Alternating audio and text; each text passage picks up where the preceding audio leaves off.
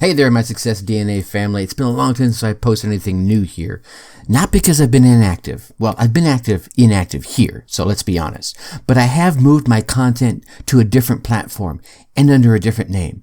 You can find out more at our new home, darkhorseschooling.com, and under the new podcast called The Dark Horse Entrepreneur. Here is episode 75 that dropped on Black Friday. If you want to know more, you can find us at The Dark Horse Entrepreneur, or you can find out all about The Dark Horse Entrepreneur. You can search us on all the major platforms, or you can click the link in the show notes below. So get out there, run your race, get your results. Now, here's episode 75. What 5 things do you need to do regularly to be a successful entrepreneur? Stay tuned and find out. Welcome. Okay, here's the question. You serious? How are we dark horses? You know, the ones everyone is betting against, the ones they don't expect to win, place, or even show on the track, and they'll even laugh on us when we talk about trying. How do we show the world our greatness and triumph? Come on. Well, that's the question, and this podcast will give you the answers. Let's go. This is The Dark Horse Entrepreneur. My name is Tracy Brinkman. And push it out.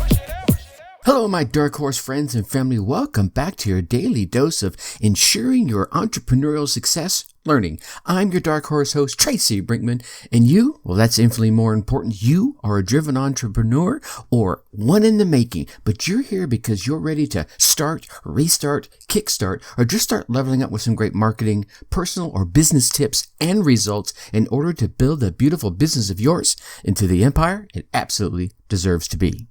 And as you know, that's why I'm here hitting you with another daily success episode of the Dark Horse Entrepreneur as we dive deep into success with actionable advice, tips, and steps designed to help you level up your game because as we already know, there are no shortcuts to success except for taking those little steps forward towards your goal each and every day.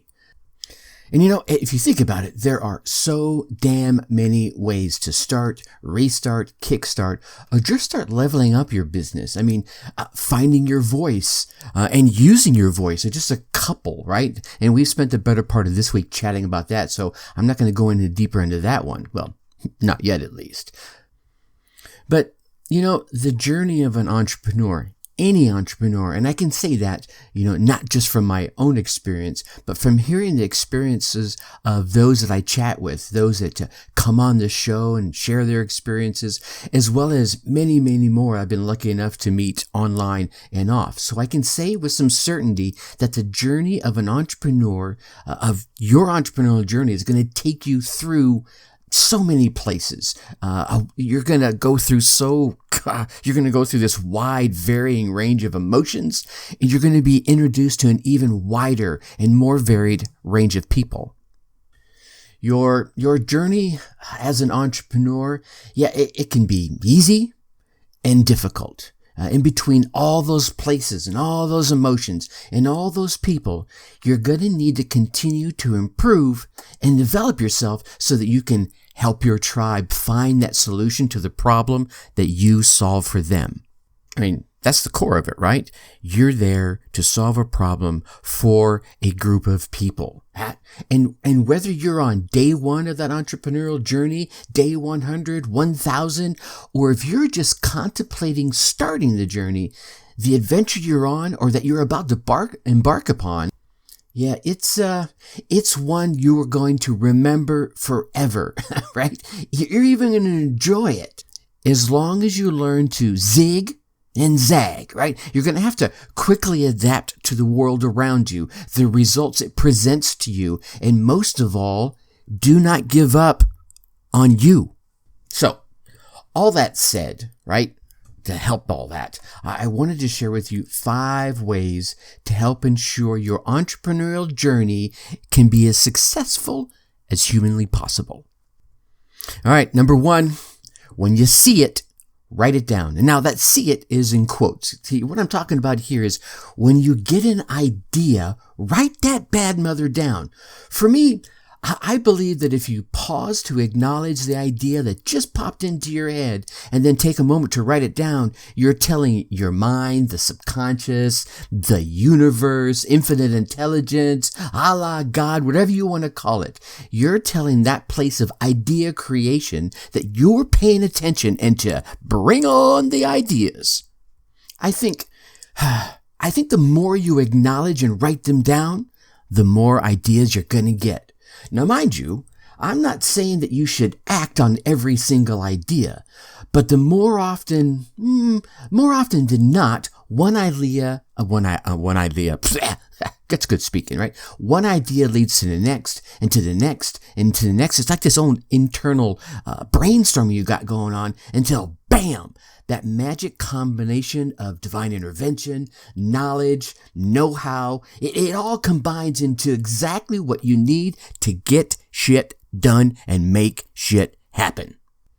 Now, on the flip side, right, if you don't pay attention to the ideas when they come, and then I think what'll happen is they'll just stop coming as easy, and you'll slow down the very journey that you were super excited to embark upon in the first place, right?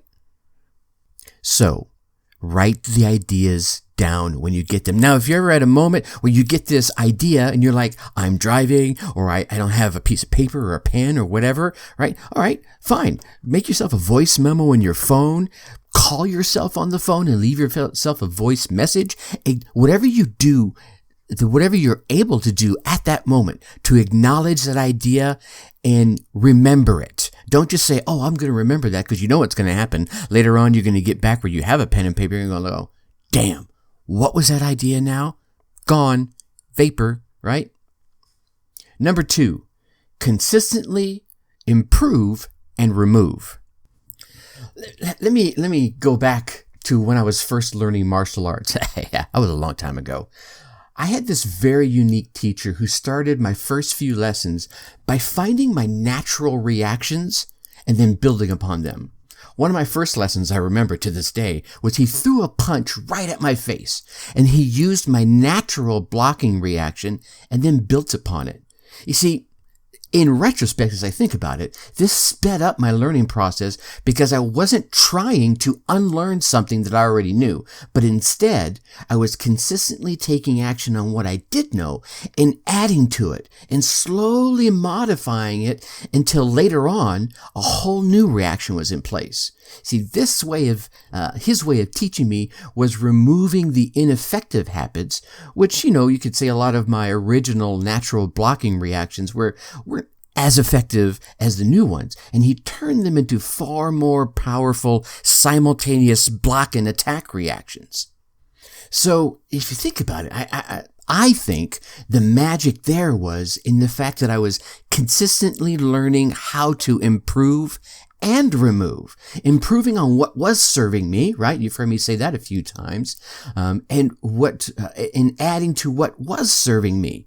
It was either taking what I was doing that wasn't going well and slowly peeling it away and adding something new, or taking what was already there and just improving on it. So, right, again, improving on what wasn't serving me in a way that I wanted it to serve me, and then add, that's like you could say it was like I was removing my old patterns or habits, right? It's kind of a unique way of removing bad habits and converting them into far new, far more empowering ones. So I guess at the end of the day, you could ask yourself, do you want your mojo back? Or do you have your mojo, but you really want to light it up, right? Like I was saying the other day, like a Christmas tree at Rockefeller Square? Then consistently improve on the actions you have and remove those actions and habits that are slowing you down, right? Slowing you down from living that life that you dream, desire, and deserve. Number 3, see more and listen more. We have 2 eyes and 2 ears and 1 mouth. So perhaps there's some divine message in that ratio, right? When it comes to helping others, you're going to have to see more and listen more to the very people that you're wanting to assist before you start trying to assist them. Then, I think then and only then can you sincerely be able to speak to them in the hopes that they will hear what you have to say. I mean, think about it. How many times have we just met someone and they began to blurt out what it is that they do and how they can help us, right? How do they know? And if you're doing that, how do you know? I mean, even if it's 100% true and what it is they do or what you do can help them, have you even asked, right? Do they want your help? Or maybe they're getting it from another source. Look, if you listen and watch first, you'll have a far more well-rounded basis from which you can speak to them. And when you then speak, you can speak with 100% sincerity and connect your message to where they are on their journey. Oh, and let's not forget that you, my friend, you too should be out there seeking out and listening for your next mentor or your next coach that can help you along your path to success. Again, if you're spending all your time running your mouth, then you're not going to hear it when that perfect person steps into your sphere of influence.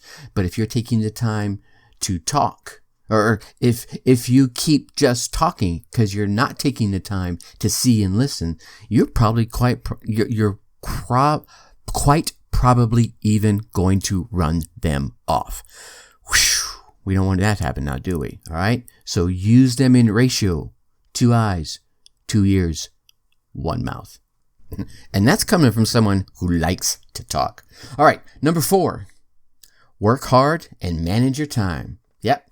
Again, no matter where you are in your entrepreneurial journey, whether you're starting, restarting, kickstarting, or just starting to reach for that next level, you're going to have to engage in hard work. And you'll have to manage your time effectively and efficiently. See, if you're in the beginning of your journey, you're probably that one-man show, right? You're wearing multiple hats. You're the creator, you're the producer, the manufacturer, the marketer, presenter, customer service person, salesperson, delivery person, and on and on and on. But as you move along in your journey, as soon as you're able, you need to peel away some of those responsibilities.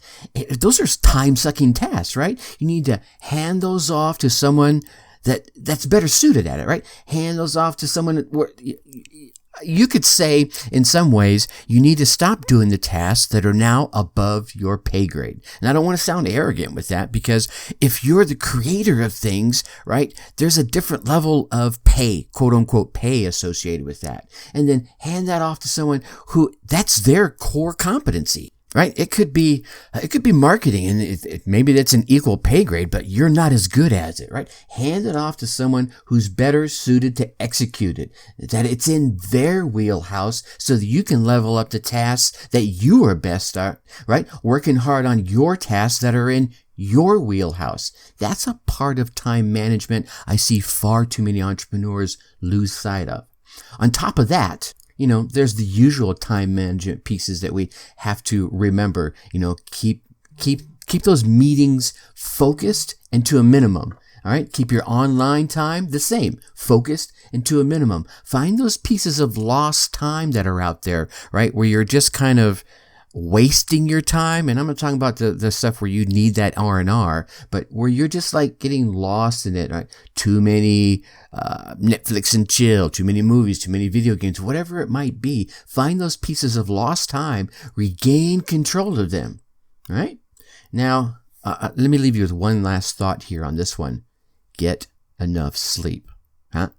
You're going to find yourself working harder and harder and less effectively if you keep shorting yourself on sleep. And last but not least, number 5, persist and plan. You always hear me say it. Get out there, run your race, get your results. I mean, like I said, you hear me say that all the time, but look, no one on this planet knows what's truly inside you except you. Some might have an idea. Some might even see what's inside you before you do. But the rest, you, my friend, are going to have to dive in and persist to pull out what is inside of you and share it to the world via the voice that we talked about earlier this week. You're going to have to go after your dream like there is no tomorrow, yet you have to plan for tomorrow. Go back and review the list of ideas, right? The ones we talked about here in step 1. Do this periodically as you're reviewing your goals and plan. Right? Your goals and your plans, right? And then you're going to have to tweak and modify them, right? And I'm talking about your goals and plans. You're going to have to tweak and modify your plans. As you're reviewing them, look for any potential curves or potholes or detours on the track of your plans, right? And then start making plans to avoid them, to correct them, or to get over them, through them, under them. I don't care what it is. Persist today and plan for tomorrow. Here's the cool part. If that curve, that pothole doesn't come, no biggie.